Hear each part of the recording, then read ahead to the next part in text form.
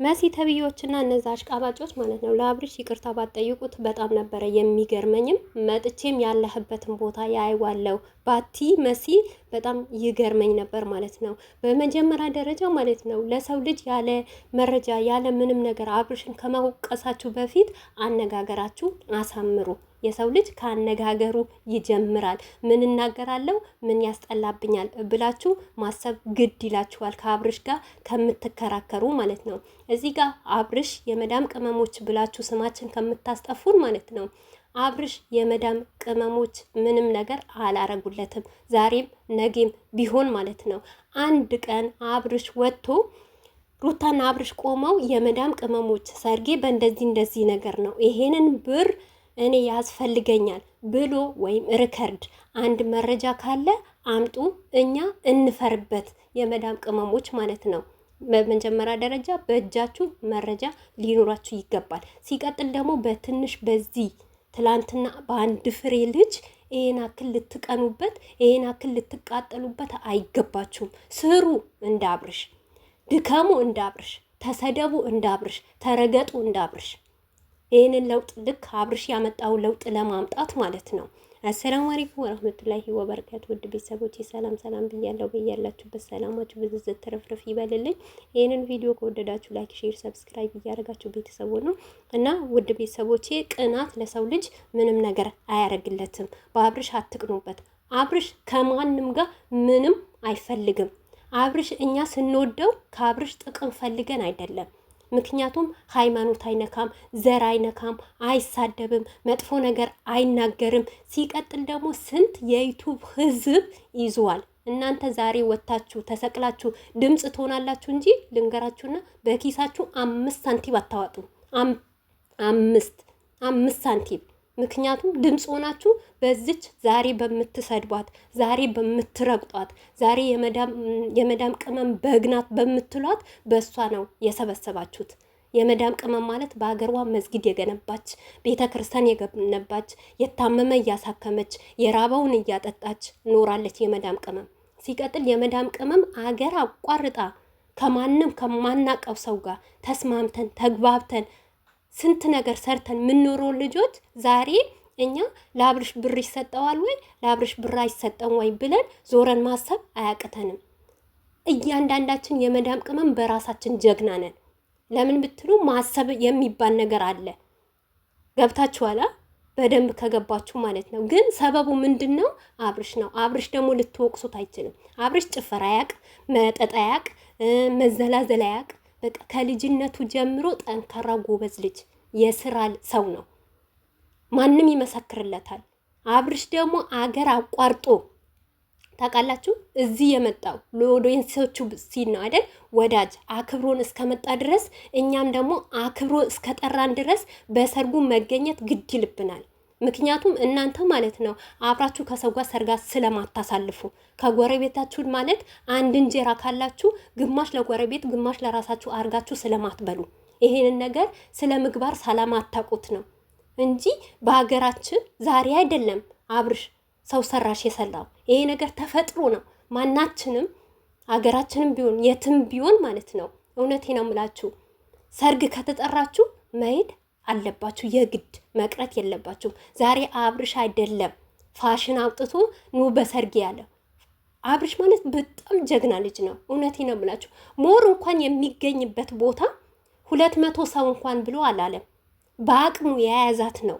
ሌላ ሰው የለም። 150 ሰው ብቻ የሚስ ይምጣ ይገኛል እና በመረጃ እዛ ቦታ አብርሽ ፕሮግራም ያረገበት ቦታ 100 ብር ይሁን 50 ብር ይሁን ከፍዬ ገብቻለሁ የምትል እህት ካለች አምጡልን በመረጃ እኛ እንቀጣ።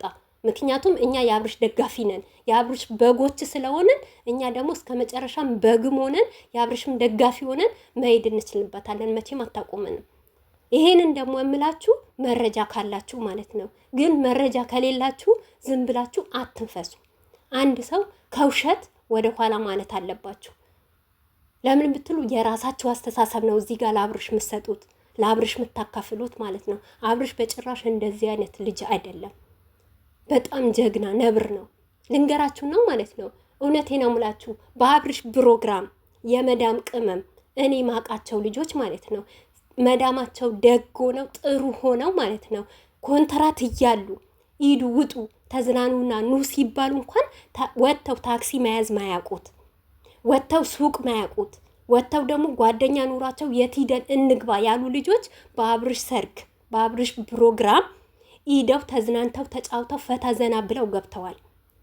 ስንት የመዳም ቅመም ናት በየቤቱ አንድ ቀን ፀሐይ ለማየት የሚናፍቃታለች። እናንተ ይሄንን አታስቡም።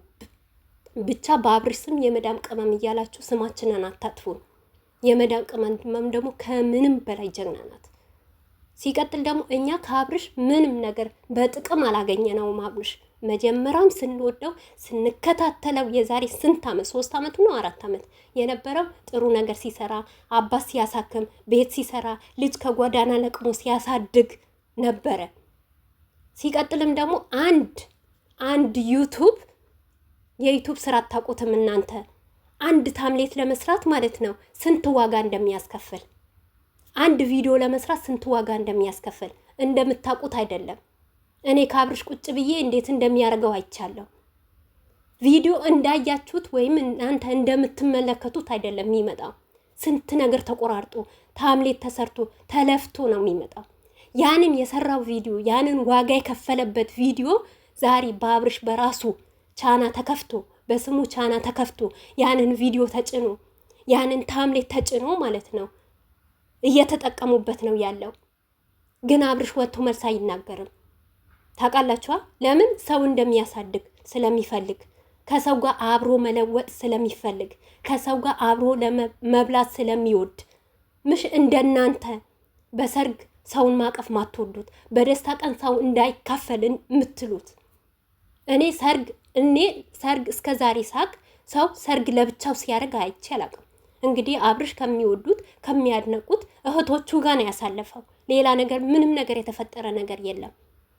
ብር ተሰጠው ስጦታ ተሰጠው ትላላችሁ። ማንሽ መሲ ብትሆኝ ማለት ነው አሁን በምትሰሪባት መዳምሽ ተነስታ ከመሬት ዛሬ 1000 ብር እንኪ ስጦታ ብትልሽ ማለት ነው አይ መዳም አልፈልገውም እኔ ብር አለኝ አልፈልግም ትያታለሽ?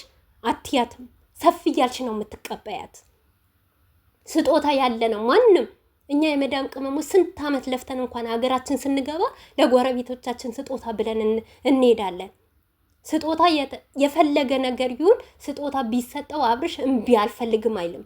አልፈልግም ማለት ራሱ ይሄ ሰው መናቅ ነው። የስጦታ ትንሽ ነገር የለም። እኔ ስጦታ ስሰጥ ወድጄ ፈቅጄ ከሆነ ማንም ሊከለክለኝ አይችልም። ታውቃላችኋ? አብርሽ ማለት የዚህን ያክል ጀግና ልጅ ነው። አብርሽ ስንወደው በምክንያት ነው የምንወደው፣ ስናደንቀው በምክንያት ነው የምናደንቀው።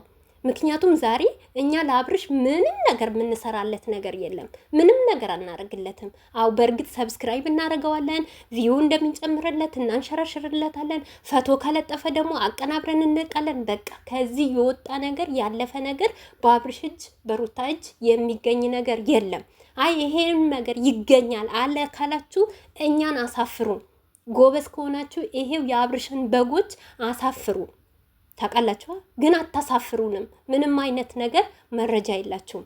እኔ ትላንትና አብርሽ ማለት በጣም አደነኩት። እናንተ ባላችሁበት መጥቶ ለእናንተ መልስ እንዲህ በመሰጠቱ ራሱ በጣም ተገርሜያለሁ። እኔ በአብርሽ ቦታ ብሆን እናንተን ማለት ነው መረጃ ይዛችሁልኝ ኑ ብዬ ጥያችሁ ወርድ ነበርኩ። ግን አብርሽ እንደዚህ ልጅ አይደለም።